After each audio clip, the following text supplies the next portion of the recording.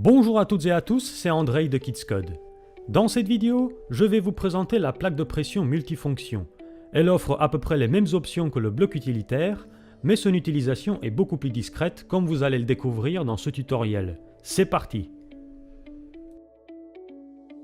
La première fonctionnalité de la plaque de pression, c'est d'envoyer au site web le numéro de l'exercice. De cette façon, lorsqu'un élève marche sur la plaque, le site web va considérer que l'exercice est commencé.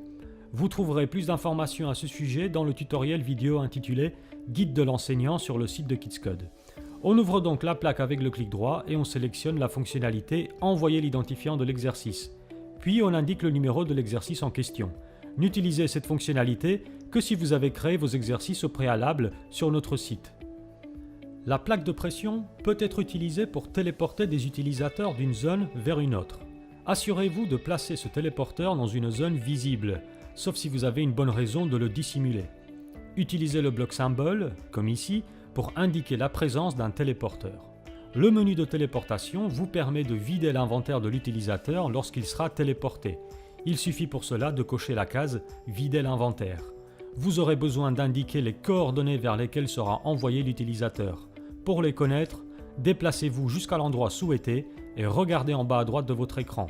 Un indicateur nommé position vous indique les coordonnées du bloc sur lequel vous vous trouvez. Il est également possible de choisir vers quelle direction sera orienté l'utilisateur. Les points cardinaux sont eux aussi indiqués dans l'encadré en bas à droite de l'écran. Enfin, vous pouvez écrire un message à l'encontre de la personne qui va emprunter le téléporteur. Le message sera affiché lorsque l'utilisateur va marcher sur la plaque de pression. En pratique, voilà ce que ça donne. Le message s'affiche. Je confirme et j'atterris bien face à mon exercice numéro 2. L'astuce KidsCode, c'est de téléporter les utilisateurs d'une plaque de pression sur une autre pour enclencher à chaque fois les exercices. Regardez maintenant, les deux plaques de pression placées en face de moi vont faire réapparaître un mur derrière moi. Cette technique permet d'empêcher l'utilisateur de faire demi-tour, le forçant ainsi à toujours aller de l'avant et enchaîner les ateliers. C'est la fonction « Réinitialiser une zone ». Regardez comment ça fonctionne. Je marche tout simplement sur l'une des plaques et le mur apparaît aussitôt derrière moi. Voyons à présent comment configurer tout ça. Premièrement, nous avons besoin de construire le mur ou la barrière que l'on veut faire réapparaître. Prenons cette entrée condamnée juste ici. Naturellement, vous pouvez faire apparaître toute la maison si vous en avez envie. On pose la plaque de pression et on sélectionne la fonction « Réinitialiser une aire ». Ici, on nous demande d'indiquer les positions ou coordonnées de la zone en question. Je fais un clic gauche sur « Prendre les positions », puis toujours avec le clic gauche, je tape sur le premier bloc, puis sur le deuxième bloc opposé pour sélectionner toute l'entrée. Mes coordonnées sont apparues, je valide et on va casser notre entrée.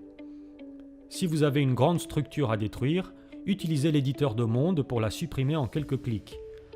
À présent que l'entrée n'est plus là, je vais faire comme si j'étais un utilisateur insouciant et marcher sur la plaque de pression pour voir si le passage va se refermer derrière moi. Et voilà, c'est aussi simple que ça. Regardez maintenant cette plaque.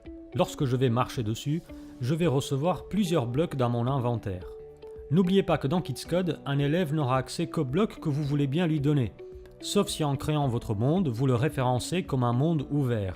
Dans ce cas, l'inventaire créatif sera disponible pour tous les utilisateurs. Dans la plus simple des configurations, on commence par poser au sol le bloc que l'on veut donner via la plaque de pression. Le nom du bloc, tel qu'il est inscrit dans le code du jeu, s'affiche en bas à droite de l'écran. Décidément, ce petit encadré est très utile. Le bloc s'appelle Default Gold Block. À présent, j'ouvre la plaque de pression, je sélectionne la fonction « Donner un objet » et là je peux soit choisir parmi les blocs affichés dans la liste, soit taper directement le nom du bloc. Default Gold Block. J'indique ensuite le nombre de blocs que je veux distribuer. Allez, 3, parce que je ne suis pas très généreux aujourd'hui. Et ensuite, je peux cocher la case Give Once qui ne donnera des blocs que la première fois quand on marchera dessus. Je valide. Je vais maintenant vider l'inventaire pour voir si ça marche. Et voilà, j'ai bien reçu mes 3 blocs, mais si je repasse dessus, je ne reçois plus rien. Par contre, si je désactive la fonction, je vais recevoir 3 blocs à chacun de mes passages. Vous pouvez également configurer la plaque de pression pour qu'elle vide l'intégralité de l'inventaire lorsqu'on marche dessus. Ouvrez-la et sélectionnez la fonction Vider l'inventaire. L'option Exclusion permet d'exclure certains blocs. Là encore, il suffit de taper le nom du bloc ou des blocs en les séparant par des virgules.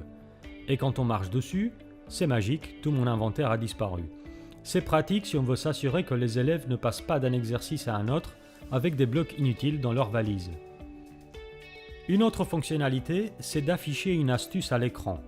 L'astuce se présente sous la forme d'un simple message qui apparaît dans un encadré. Ouvrez la plaque, sélectionnez l'option « Afficher une astuce », puis écrivez le message que vous voulez. Attention, si vous soumettez une carte sur notre site et qu'elle comporte du vocabulaire inapproprié, injurieux ou à caractère haineux, nous nous réservons le droit de la refuser.